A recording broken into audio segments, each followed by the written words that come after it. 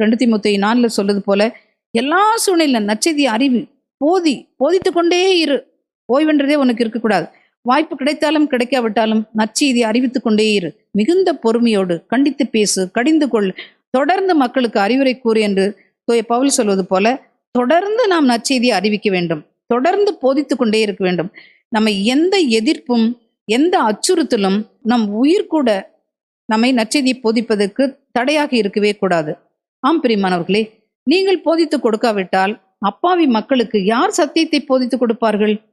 இயேசுவை பற்றி அறியாமல், ரட்சிப்பை பற்றி அறியாமல், நித்திய வாழ்வை பற்றி அறியாமல் பரிதாபமாக அவர்கள் மடிந்து போவார்கள் அல்லவா?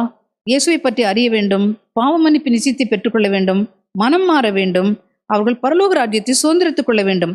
அந்த ஆத்ம பாரம் நம் ஒவ்வொருவருக்கும் இருக்க வேண்டும் பிரியமானவர்களே.